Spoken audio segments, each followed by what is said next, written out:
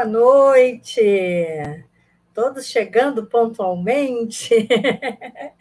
Que prazer ver vocês todas, Maria Zan, Vânia Perlingeiro, Robertinha, muito obrigada pela presença. E vamos já partindo aqui para mais um dia de estudo dessa obra maravilhosa, 2000 anos, e fico muito contente de que a gente esteja conseguindo levar adiante, estudando e esmiuçando a obra, não é? Não somente lendo pelo alto, mas esmiuçando, trazendo tudo aquilo que as palavras, que a narrativa de Emmanuel trouxe até nós, pela psicografia. É claro, é sempre bom dizer, do nosso querido Francisco Cândido Xavier. Maria Cecília, querida, bem-vinda, boa noite para você também.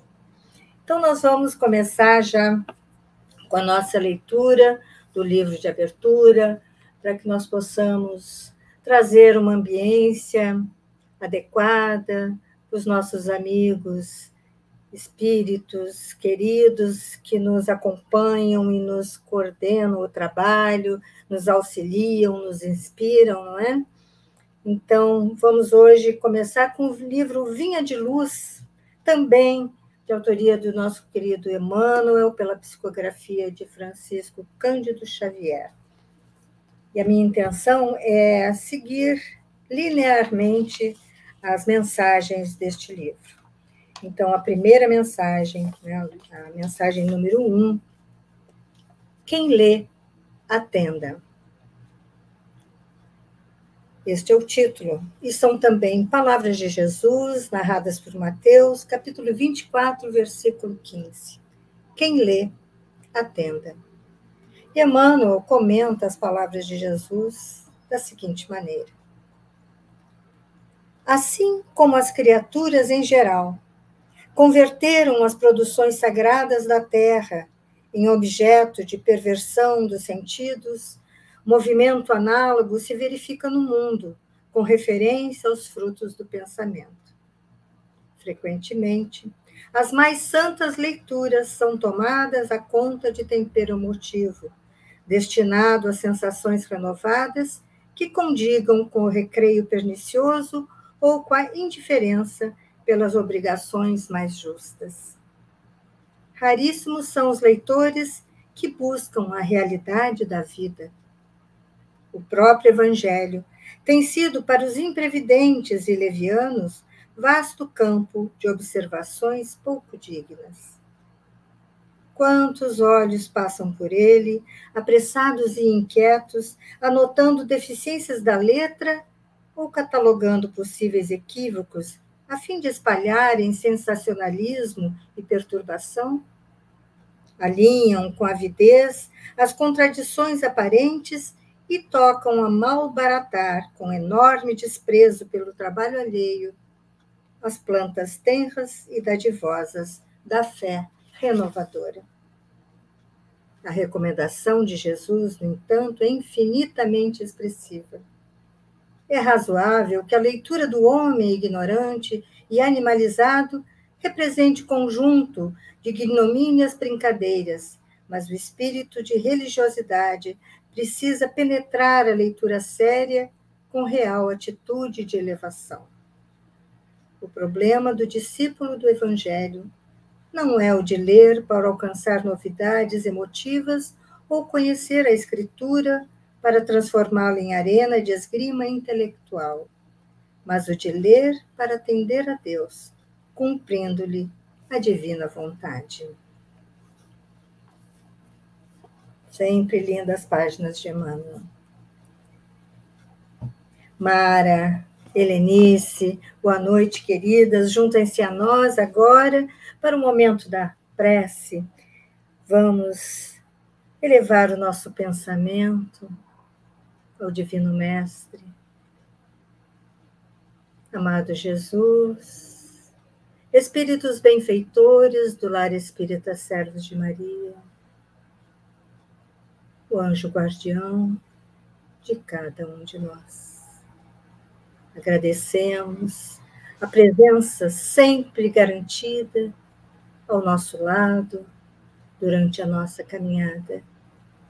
E pedimos uma especial atenção nessa noite de hoje para darmos continuidade ao estudo do livro Há 2000 anos, que nos traz tantos ensinamentos, tantas lições. Sê conosco, Senhor, durante a nossa caminhada, e que nossos espíritos benfeitores e guardião possam nos inspirar, nos ajudar a ampliar o nosso entendimento, para podermos absorver as lições que nos serão dadas nessa noite de estudos. Abençoe, Senhor, a todos presentes, aqueles que não puderem estar conosco. Abençoe também aqueles nossos irmãos que irão prestar o estudo numa outra data que não hoje. Que todos possam receber a tua luz, que nos serve de iluminação no caminho para a nossa evolução moral e espiritual. Sê conosco. Graças a Deus. Então, queridos, vamos, como a gente já tem feito sempre, né, voltar um pouquinho para a gente relembrar, para a gente se situar na história, para depois podermos dar o encaminhamento, né, porque às vezes a gente esquece algumas coisinhas mesmo, e é natural que a gente esqueça. Então, nós vamos lembrar que nós, no início do estudo da semana passada, ainda estávamos no ano 31, que Públio levou o seu amigo, o senador Flamínio, para aquele escritório onde mostrou as imagens do bisavô, a caligrafia do bisavô, né, que era espantosamente parecidos com ele. E depois, num momento de intimidade, ele e Flamínio conversando, Flamínio traz a ele, né, as preocupações em relação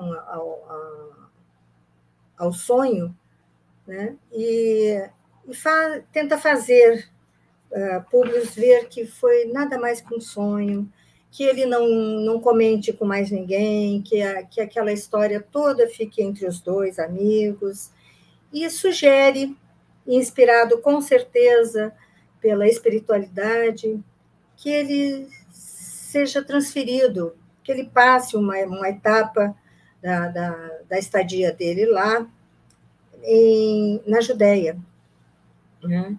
E que ele, sendo transferido para lá, ele possa se retomar o seu estado de ânimo, que esqueçam essa história dos sonhos, e que também traria um alívio, né, para a filhinha Flávia, que, como já dissemos, ela tem hanseníase, né? E daí ele aceita o convite, mas diz que tem que esperar um pouco, porque Lívia está grávida já de 3 meses, né? E depois temos, então, um salto, né, no tempo, já estamos adiante, né, já no ano 32, o menino já nasceu, é um menino chamado Marcos, o filho de Públio e Lívia. Encontramos também Lívia e Calpurnia, né, conversando amistosamente. Calpurnia traz uma série de recomendações e alertas em relação ao tipo de pessoas que ela encontrará na Judéia, né, em Jerusalém. E então, depois, a família viaja, né, parte para Jerusalém, e Públio, no caminho, logo que eles desembarcam em Jerusalém, no caminho para a casa do tio, né, porque ele vai ficar na casa do tio Sálvio, né? Sálvio, tio Sálvio, e no caminho um rapaz atira uma pedra, uma minúscula pedra que toca o rosto de Lívia, ele se enfurece, e no exato momento, ele lembra do conselho de Flamínio, para que fosse sempre bem, já chegando, fosse duro, mostrasse que ele está lá, que ele é um senador, que merece respeito. Então, para que as pessoas temessem mesmo a figura dele. E lembrando desse conselho, ele toma uma atitude exagerada, né? Manda açoitar o rapaz, né? E só para de açoitar a pedido da esposa, e depois, então, ele o condena às galeras, o que à época era igual a uma sentença de morte. E então foi tudo muito exagerado, né? Mas seguindo aquele conselho do amigo. E depois, então, a família é recepcionada, né, contando com a presença de Pilatos, a sua esposa, Cláudia, e Lívia já sentiu no coração um aperto, né, percebendo que as coisas não serão fáceis por lá. Notou que Fúlvia, a mulher do tio, né, a esposa de Sálvio, tio de Públio, rejeitou a pequena Flávia pelas feridas, pela aparência, né, da hanseníase, e então isso já deixou ela bem intranquila, né? E no dia seguinte, então, nós vamos encontrar o pai de Saul, o rapaz que foi preso, né, que enviado para as galeras, e implorando a Públio para que o libertasse, para que o perdoasse, que ele era um bom menino, que ele não sabia o que tinha acontecido, enfim. Mas Públio nega. Nega, e ao negar, ele traz para ele um acontecimento, esse momento se torna um acontecimento decisivo em sua vida. E agora nós vamos seguir com a história, nós paramos justamente aí, quando André de Gioras se explica que ele é pai, que tudo que ele queria era ter a chance de cuidar do filho novamente, educá-lo, mas isso foi negado. Então, aqui nós vamos retomar a história na página 35, né, para quem tem essa edição do livro.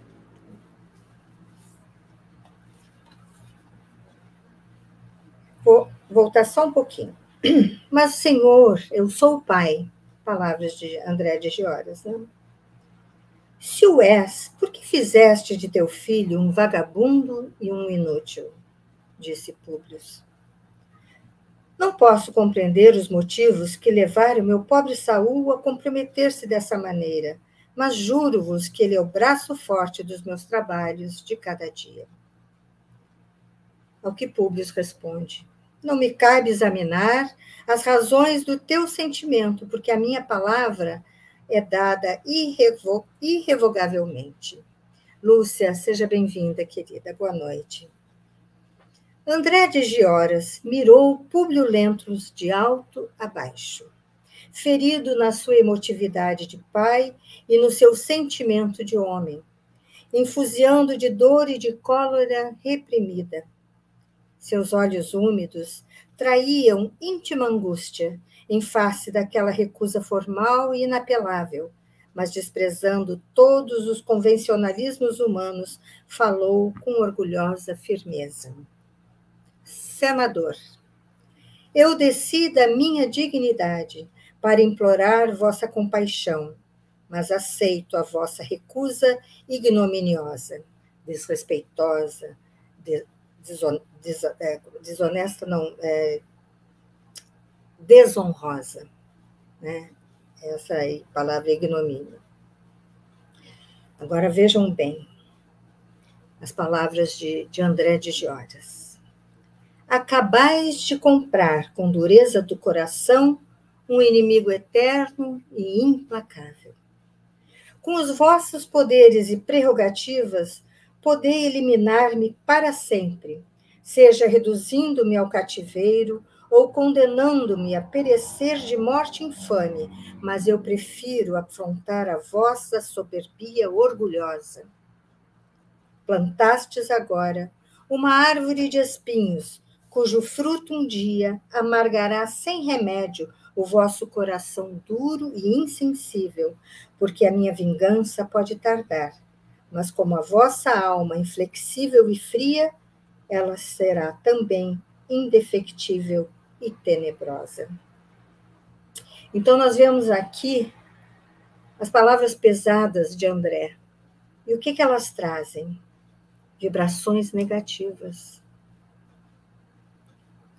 Elas são negativas e são carregadas de ressentimento, de raiva, de ódio, de desejo de vingança. E vamos lembrar que num curto espaço de tempo é a segunda leva de energias, de vibrações negativas que Públio recebe. A primeira veio justamente de Saul, quando ele olhou e recebeu a sentença, que ele olhou para o senador com ódio e desejo de vingança. Então, nesse pequeno espaço de tempo, temos aí uma carga muito grande de vibrações negativas. E que é o extremo, né? que é o oposto das vibrações de amor fraternal, que são exatamente opostas. Né? As emissões mentais são poderosas.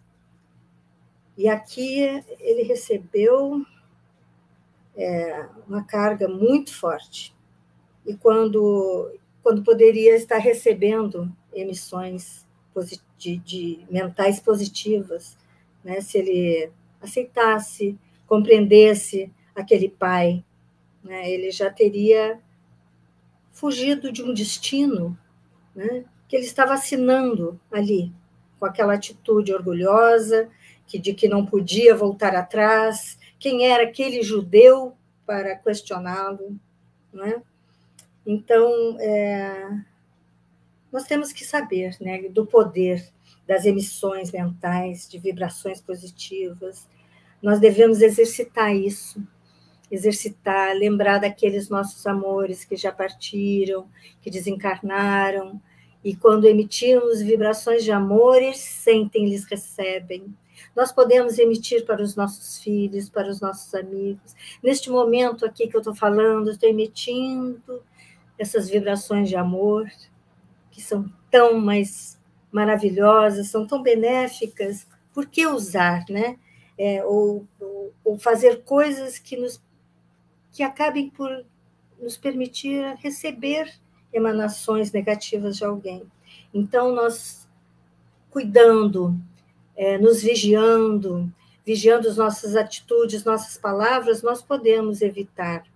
Então, nós estamos aqui aprendendo com as lições de Emmanuel, né? O que não fazer, o que evitar. São lições. Vamos prosseguir na narrativa.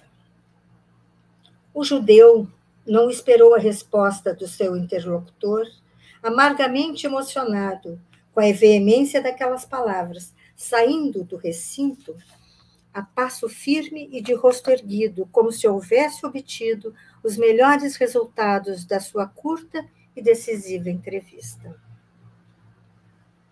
Aqui, num misto de orgulho e ansiedade, esse orgulho sempre presente, né? No jeito de ser de Públio, né? Num misto de orgulho e ansiedade, Públio Lentulus experimentou naquele instante as mais variadas gamas de sentimento a dominar-lhe o coração. Desejou determinar a prisão imediata daquele homem que lhe atirara em rosto as mais duras verdades, experimentando simultaneamente o desejo de chamá-lo a si, prometendo-lhe o regresso do filho querido, a quem protegeria com seu prestígio de homem de Estado. Mas a voz lhe sumiu, né? O orgulho não permitiu, né? Mas a voz lhe sumiu na garganta, naquele complexo de emoções que de novo lhe roubara a paz e a serenidade. Dolorosa opressão paralisava-lhe as cordas vocais, enquanto no coração angustiado repercutiam as palavras candentes e amarguradas.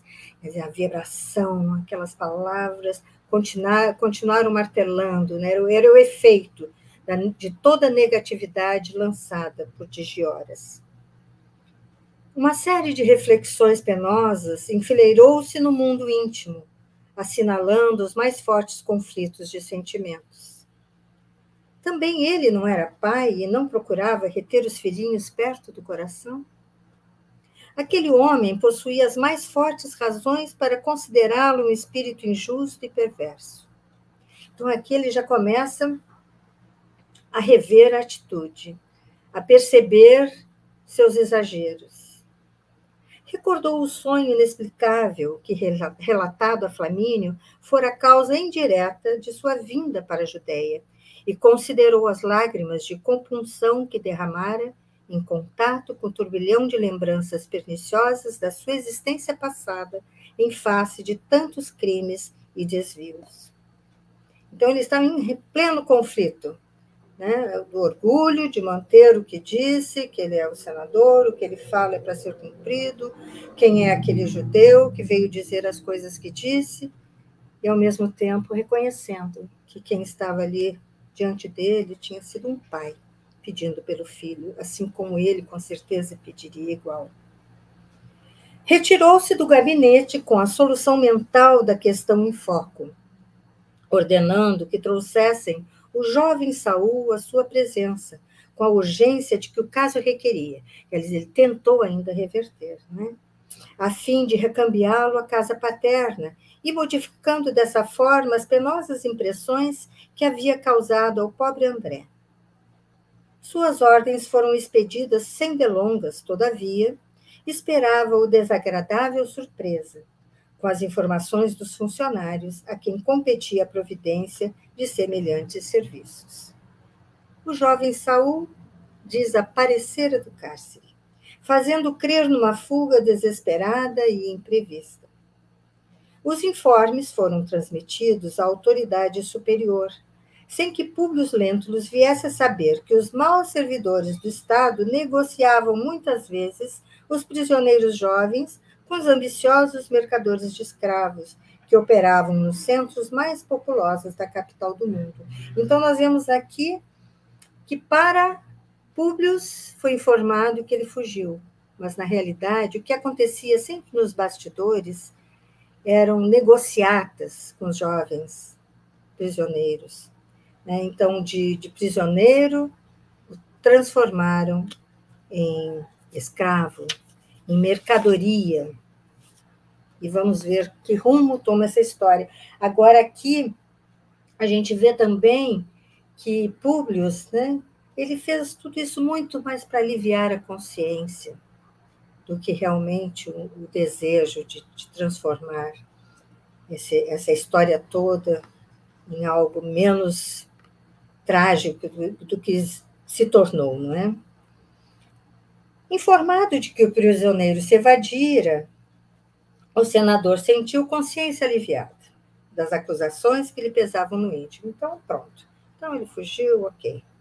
Afinal, pensou, tratava-se de casos de somenos importância, porquanto o rapaz, diante do cárcere, procuraria imediatamente a casa paterna e, consolidando sua tranquilidade, expediu ordens aos dirigentes do serviço de segurança, recomendando se abstivessem de qualquer perseguição ao foragido, a quem se levaria oportunamente um indulto da lei.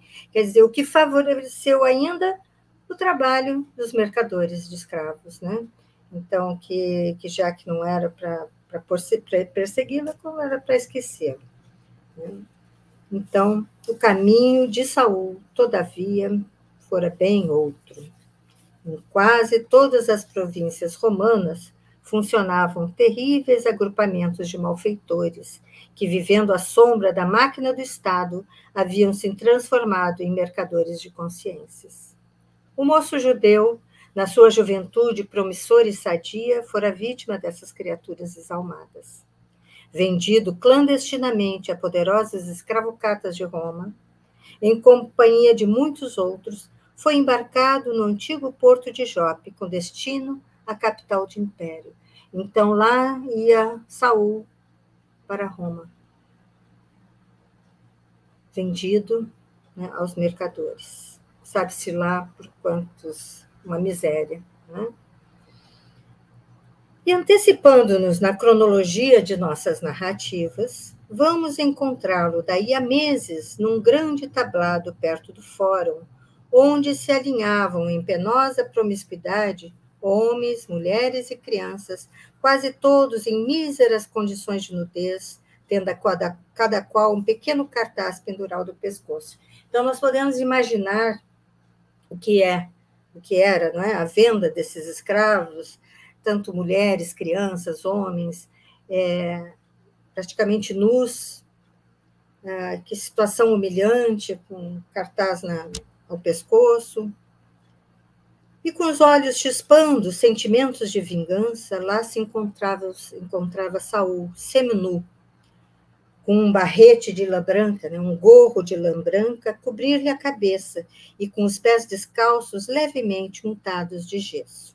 Então, vamos parar, dar uma paradinha aqui, vamos falar sobre isso, sobre esse detalhe que Emmanuel traz. Essa explicação não está na obra, tá? Mas historiadores foram descobrindo documentos da antiga Roma contendo essas informações. Então, era assim, quando um escravo vinha de uma região de conflito, de guerras, que tinha uma disposição à agressividade, que era rebelde, né? Então, passivo de encarar um enfrentamento. Quem vendia o escravo tinha por obrigação, né, avisar ao comprador. O comprador, ao ver o escravo, tinha que saber disso. Então, o barrete, o gorro branco de lã, era um sinal disso. E essa pintura de gesso nos pés também trazia essa informação. E nós temos aqui uma imagem, vamos aqui, que mostra muito bem isso. Nós vemos ali, bem à esquerda, uma criança nua, com o cartaz na frente, com o barrete na cabeça. O outro com o cartaz no peito, e ali um outro com os pés pintados de gesso. Então, todos eles com o cartaz, né, na frente, sendo vendidos, as mulheres expostas em sua nudez, as crianças. Muito triste, não é? E daí nós seguimos, vamos ver como segue isso. Se não era mesmo para o Saul estar se sentindo, né? Como estava, com os olhos chispando, sentimentos de vingança ainda maiores, com certeza, né? Junto daquela massa de criaturas desventuradas, passeava um homem de ar ignóbil e repulsivo que exclamava em voz gritante para a multidão de curiosos que o rodeava. Era o mercenário, bem? Cidadãos, tende a bondade de apreciar. Como sabeis, não tenho pressa em dispor da mercadoria, porque não devo a ninguém, mas estou aqui para servir aos ilustres romanos. E, detendo-se no exame desse ou daquele infeliz, prosseguia na sua arenga, né, na sua ladainha, seu discurso grosseiro e insultuoso. Vede esse mancebo. Ele mostrava um escravo. É um exemplar soberbo de saúde. Podemos até usar aqui a imagem como exemplo, esse rapaz encostado à parede, né? Frugalidade, docilidade, obedece ao primeiro sinal. Atentai bem ao aprumo da sua carne firme, doença alguma terá força sobre o seu organismo. Imagina, vamos nos colocar, né, no lugar, imaginar alguém falando assim de nós.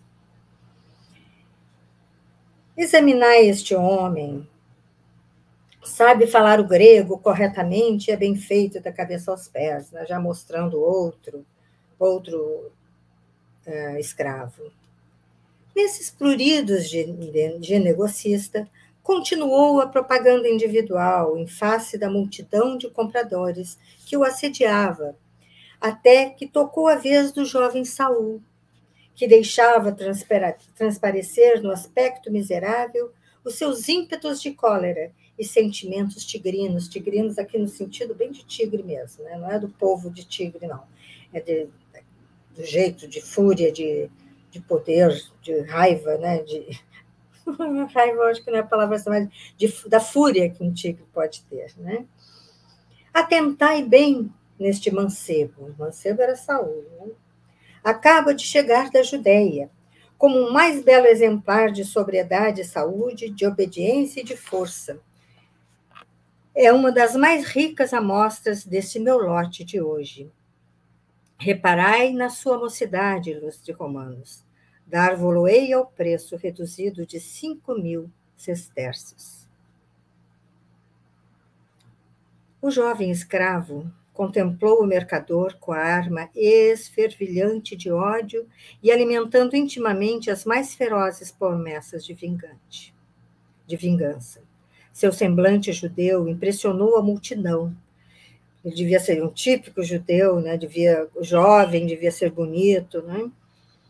Impressionou a multidão que estacionava na praça aquela manhã, porque um intenso movimento de curiosidade lhe cercou a figura interessante e originalíssima.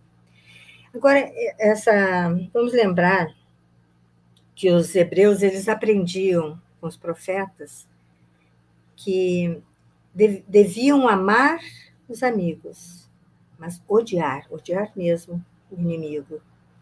Então, era da cultura, era uma questão cultural. Eu tenho que odiar. E odiava, porque ele era preparado para isso. Um homem destacou-se da multidão, procurando o mercador, a quem se dirigiu a meia voz nesses termos. Flacos, Flacos é o nome, então, do mercador. Meu senhor necessita de um rapaz elegante e forte para as brigas dos filhos. Esse jovem me interessa. Não o darias ao preço de 4.000 sestércios? Aí, então aí um desconto, essa mercadoria, esse saco de batatas que estava por 5.000, me venderia por 4.000? Vá lá, murmurou outro em tom de negócio. Meu interesse é bem servir a ilustre clientela. O comprador era Valério Brutus, capataz dos serviços comuns da casa de Flamínio Severus. De quem? Quem era? Flamínio Severus. Que o incumbira de adquirir um escravo novo e de boa aparência, destinado ao serviço das bigas dos filhos nos grandes dias das festas romanas. Foi assim que, imbuído de sentimentos ignóbeis e deploráveis, Saul, o filho de André, foi introduzido pelas forças do destino, junto de Plínio e de Agripa, na residência da família Severus, no coração de Roma, ao preço miserável de 4.000 sestércios. Então, nós vemos aqui que ele vai para uma casa de um homem bom. Não vamos esquecer. Que bela família, a família dos Severus. Flamínio, Calpurnia, os 2 filhos, são pessoas bondosas. Né? O senador, ele é um homem bom. Então, já vemos aqui um encaminhamento, né, seguindo as forças do destino, né? Que não seriam o quê, essas forças do destino, senão as tramas da vida, não é? Dando rumo, entrelaçando as histórias, impondo oportunidades de escolhas, até para o próprio Saul, não é? Para ele usar bem o livre-arbítrio, porque ele ia ter não sabe ainda, mas ele vai ter uma outra oportunidade, porque ele não caiu na mão de uma família perversa, de um homem ruim. E vamos lembrar de tudo que o jovem Saul sentiu ao perceber a condenação dada por Públio, né? Então, é uma oportunidade que ele vai ter para lavar a alma, se assim se pode dizer. Agora, eu gostaria de trazer aqui a visão, né, do Espiritismo em relação à escravidão. Vamos ver o que, no Livro dos Espíritos, o que nós encontramos. Nós temos ali, no Livro dos Espíritos, 4 questões, né, que Kardec faz aos espíritos sobre esse assunto. Eu trouxe uma somente para a gente, até porque não vamos nos alongar muito nisso, mas esta, a 829, ela nos fala muito, é muito objetiva. Então, encontramos no Livro dos Espíritos, no capítulo 10, da Lei da Liberdade. Então, temos aí o assunto escravidão, questão 829. Há homens naturalmente destinados a ser propriedade de outros homens? Respondem os espíritos. Toda sujeição absoluta de um homem a outro é contrária à lei de Deus. A escravidão é um abuso da força e desaparecerá com o progresso, como pouco a pouco desaparecerão todos os abusos. E Kardec comenta: a lei humana que estabelece a escravidão é uma lei contra a natureza, pois assemelha o homem ao bruto e o degrada moral e fisicamente. Então, temos aí mais claro impossível, não é?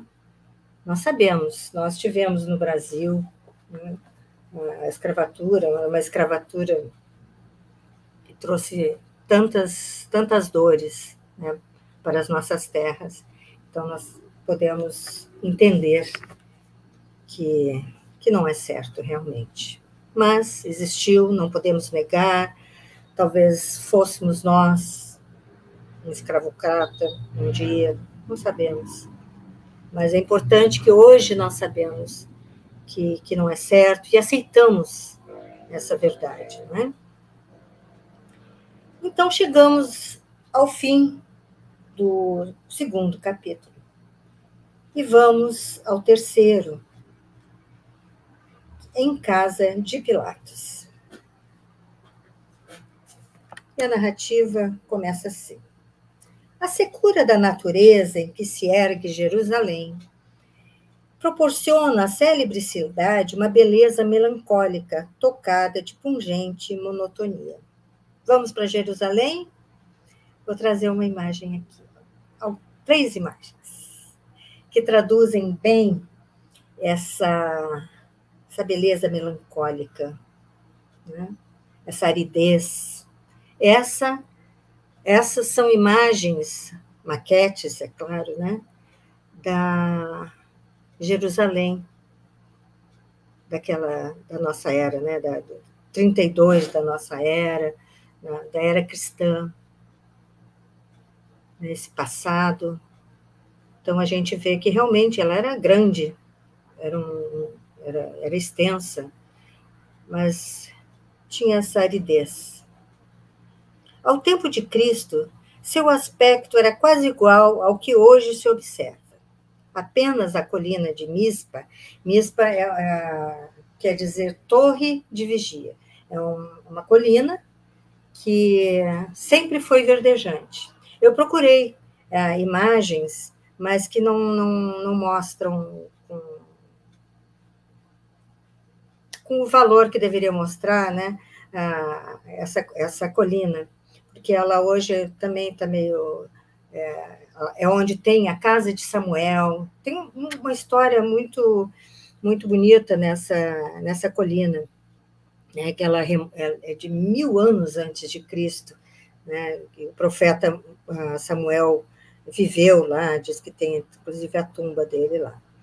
Mas não é mais um lugar verdejante, então, mas nós acho que nós podemos imaginar, né? Então, abaixo, Jerusalém, nessa aridez, e olhando para o alto, na colina, uma colina verdejante. Então, apenas a colina de Mispa, com as suas tradições suaves e lindas, representava um canto verde e alegre, no qual repousavam os olhos do forasteiro, longe da aridez e da ingratidão das paisagens. Todavia, devemos registrar que, na época da permanência de Públio Lentulus e de sua família, Jerusalém acusava novidades e esplendores da vida nova. As construções herodianas pululavam nos seus arredores, revelando um novo senso estético por parte de Israel. A predileção pelos monólitos talhados na rocha viva, característica do antigo povo israelita, fora substituída pelas adaptações do gosto judeu às normas gregas, renovando as paisagens interiores da famosa cidade. A joia maravilhosa era, porém, o templo, todo novo da época de Jesus. Vamos ver o templo? Esta maquete aqui mostra o tamanho, a imensidão, né? Pelas aquelas imagens pequeninas ao redor, moravam pessoas, né? Então já podemos ter noção do tamanho, da imensidão que Herodes fez, construiu, né? Sua reconstrução fora determinada por Herodes no ano de 21, notando-se que os pórticos levaram 8 anos a edificar-se, e considerando-se ainda que os planos da obra grandiosa, continuados vagarosamente no curso do tempo, somente ficaram concluídas pouco antes da sua completa destruição. Então, vamos lembrar que no ano 70 a.C., Tito tomou Jerusalém e mandou incendiar, né? E não ficou pedra sobre pedra, como previu Jesus. E em relação a esse templo, nós vamos ao Novo Testamento, nós vamos encontrar ainda que quem não viu o templo de Herodes nunca viu um belo prédio. Então, a beleza desse prédio foi considerada uma das 7 maravilhas do mundo antigo e levou os discípulos de Jesus a comentarem sobre o tamanho das pedras e a beleza da sua construção. E nós vamos lá em Marcos 13, capítulo 1. Ele diz assim: tendo Jesus saído do templo, um dos seus discípulos lhe diz: Mestre, vê que pedras e que edificações. Maravilhado, né? Diante dessa coisa imensa diante dele. Disse-lhe Jesus: vês essas grandes edificações? Não será deixada aqui pedra sobre pedra que não seja derribada.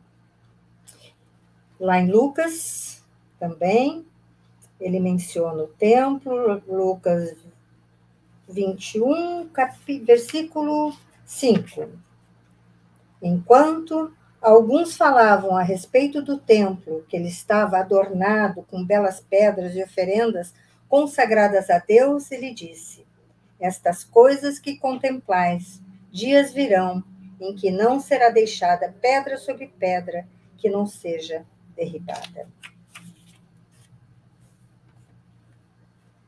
Então, era realmente uma obra belíssima, né? Era impossível passar sem perceber isso, né?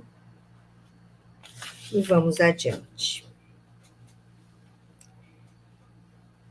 Nos pátios imensos, reunia-se diariamente a aristocracia do pensamento israelita, localizando-se ali o fórum, olha quanta coisa tinha lá dentro, né, neste templo.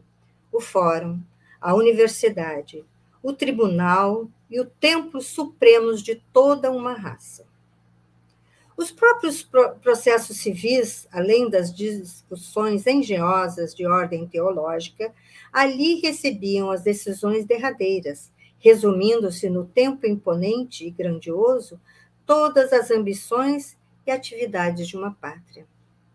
Então, isso era um local de muitas atividades. Quase, se nós trouxermos, claro, falando de leve, assim, um shopping, né?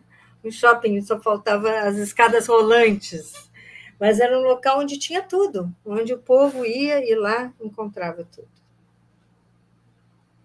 Os romanos, respeitando a filosofia religiosa dos povos estranhos, não participavam das teses sutis e dos sofismas debatidos e examinados todos os dias.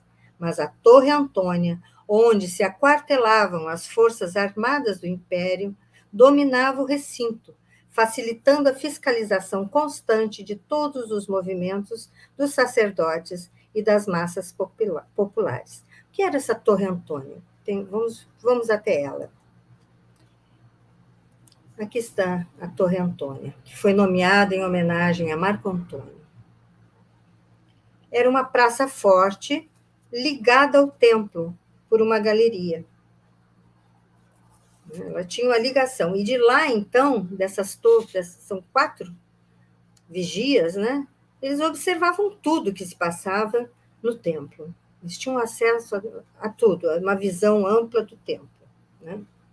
E eles fiscalizavam de lá. Públio Lentulus, após o incidente do prisioneiro, o incidente de Saul, né?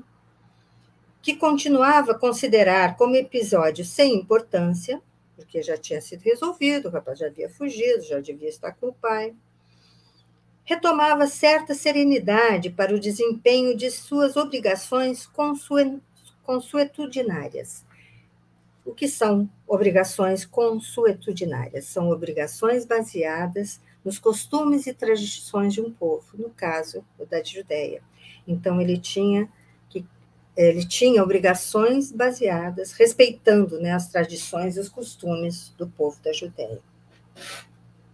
Os aspectos áridos de Jerusalém tinham para os seus olhos cansados encanto novo, no qual o pensamento repousava das numerosas e intensas fadigas de Roma.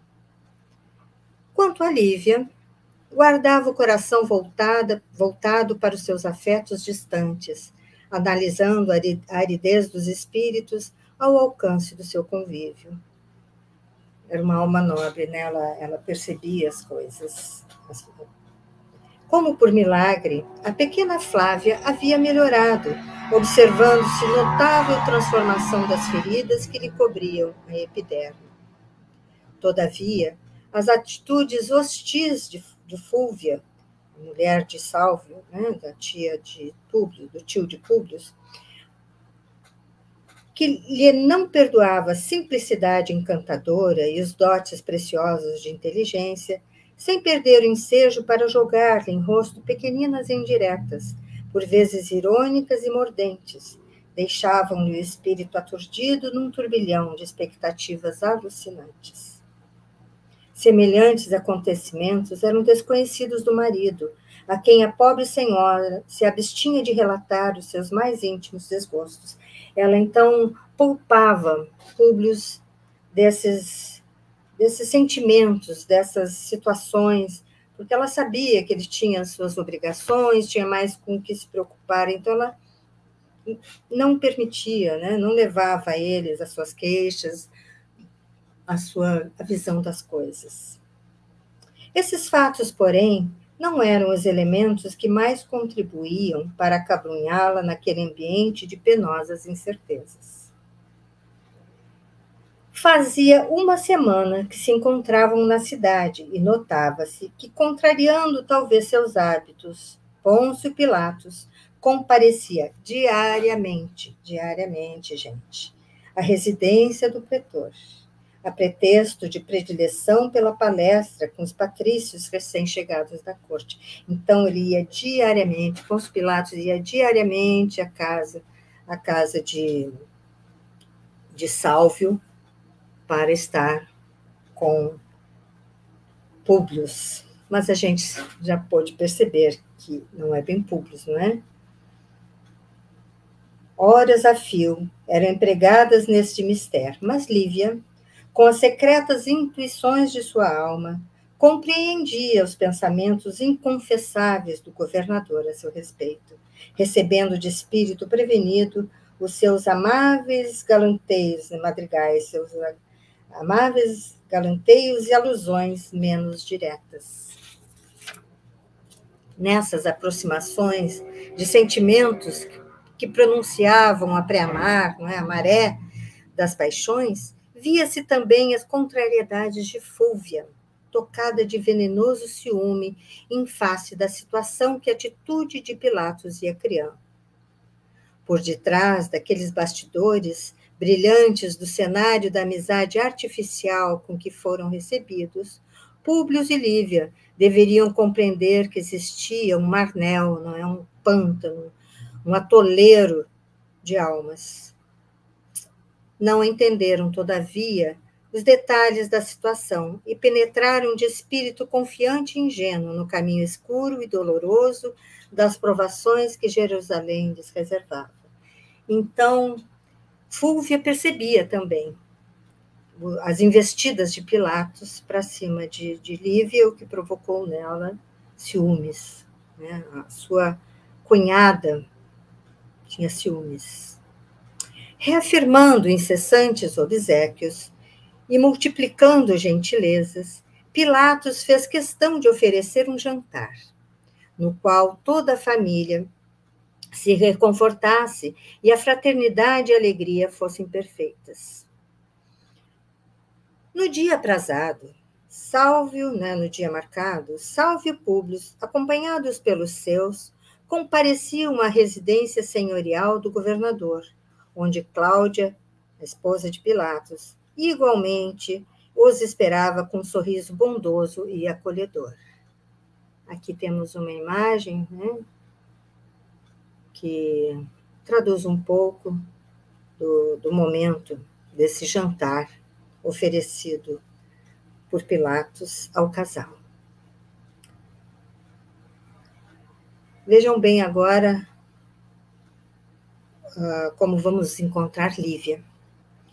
Lívia estava pálida no seu traje simples e despretensioso, sendo de notar que, contra toda a expectativa do esposo, fizera questão de levar a filhinha doente, no pressuposto de que o seu cuidado materno representasse alguma coisa contra as pretensões do conquistador. Quer dizer, ela levou a filha como para afastar qualquer investida, né? Qualquer aproximação de Pilatos, como um escudo.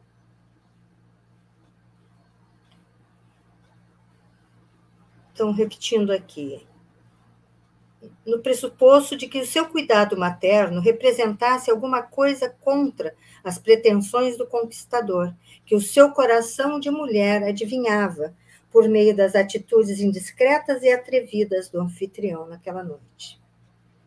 O jantar servia-se em condições especialíssimas, segundo os hábitos mais rigorosos e elegantes da corte.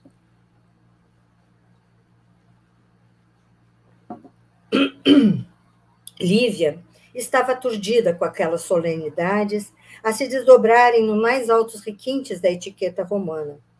Costumes esses, oriundos de um meio do qual ela e Calpurnia sempre se haviam afastado na sua simplicidade de coração. Elas não levavam essa vida ostentosa. Não é? Numerosa falange de escravos se movimentava em todas as direções como um verdadeiro exército de servidores em face de tão reduzidos números de comensais. Então, vemos que eram tantos escravos, tantos servidores, para tão poucos convidados. Depois dos pratos preparados, chegam os vocadores. Os vocadores é aqueles que chamavam, né? Chegou aqui a dona Roberta, seja bem-vinda. Segue agora, podemos receber a dona Cecília. Está entrando agora a dona Lúcia. Imaginem, né, a cena. Recitando os nomes dos convivas, enquanto os infertores, aqueles que ofereciam, né, eles tinham que se antecipar aos desejos dos convidados, né? Então, trazendo os pratos dispostos com singular simetria, tudo muito cuidado, tudo muito preparado, né? Os convidados recostam-se, então, no triclínio.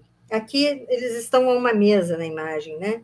Mas na narrativa de Emmanuel, ele os coloca naquele triclínio, aquelas macas, aqueles sofás inclinados, onde eles porque geralmente eram 3 sofás em volta de uma mesa. Né?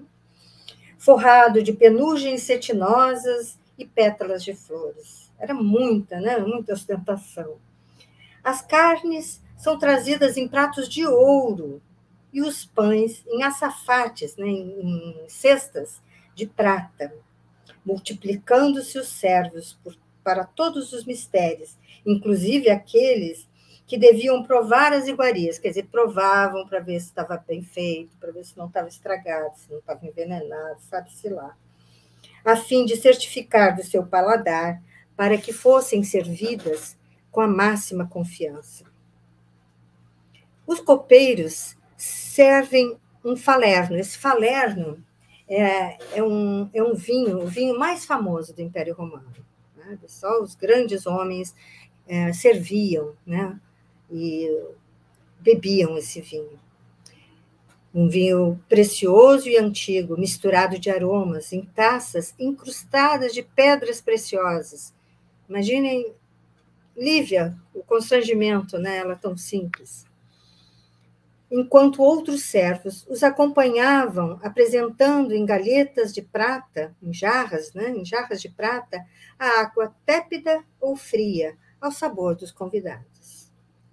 Junto dos leitos, né, juntos do leito do triclídeo, em que cada comensal deve recostar-se molemente, conservam-se escravos jovens, trajados com apuro e ostentando na fronte gracioso turbante, braços e pernas seminus, cada qual com a sua função definida. Alguns agitam nas mãos longos ramos de mirto. Mirto é o que nós conhecemos como mirtilo, aquela frutinha, né, o blueberry, aquela frutinha azulzinha, afugentando as moscas. Né? Então, estão lá, aqui é representado com umas plumas, mas, na realidade, a Emmanuel nos traz que eram ramos de mirtilo, afugentando as moscas, enquanto outros, curvados aos pés dos convivas, são obrigados a limpar discretamente os sinais da sua gula e intemperança. Então, imagine você comendo, cai um pedaço do pão, uma migalha, e vem alguém limpar. Era muita ostentação, era muita mostrar, né, que tinham muitos serviçais. 15 serviços diferentes, 15 pratos diferentes, sucederam-se por meio dos esforços dos escravos dedicados e humildes, quando, após o repasto, brilham os salões com centenas de tochas, ouvindo-se agradáveis sintonias. Servos e jovens bem postos executam danças apaixonadas e voluptuosas em homenagem aos seus senhores, mimoseando-lhes os sentimentos inferiores com a sua arte exótica e espontânea. E somente não foi levado a efeito um número de gladiadores, seguindo o costume nos grandes banquetes da corte, porque Lívia, de olhos suplicou, né? De olhos suplicando, pedira que poupassem naquela festa o doloroso espetáculo do sangue humano, porque senão teria, né? Porque era costume. A noite era das mais cálidas de Jerusalém, motivo porque, findos o jantar e as cerimônias complementares, a caravana de amigos, acompanhada agora de Sulpício Tarquínio, lembram? O comandante, né, que recebeu a comitiva de Públio quando chegou de Roma, né, no porto. Se dirigia para o amplo e bem posto terraço, onde jovens escravas faziam deliciosa música do Oriente. E aqui vamos deixar o restante da festa, o restante do jantar, para a próxima terça-feira. Tá bom? E vamos, então, levando em nós, para nossas reflexões, as coisas narradas, as coisas sentidas, as emoções, os enganos, e vamos refletir sobre elas durante a semana que teremos pela frente. E aqui vamos nos despedindo, elevando o nosso pensamento ao nosso Pai. Pai de bendita justiça e bondade, nós te agradecemos por essa oportunidade reencarnatória, em que estamos aqui tendo a oportunidade de, diante dos enganos destas personagens, procurar não cometê-los, e se já o fizemos, corrigi-los, sem olhar para trás, seguindo adiante no teu Evangelho trazido pelo teu Filho Jesus. Abençoa-nos, Senhor, a existência, como tens feito até agora. Cuide de nossos amores, traga a nós a tua luz, nesta semana que teremos pela frente, até o nosso próximo encontro. Obrigada, Senhor, pela noite de estudo, pela facilidade que encontramos na internet e por estarmos próximos, apesar de afastados fisicamente. Sê conosco, Senhor, hoje, agora e sempre. Gratidão.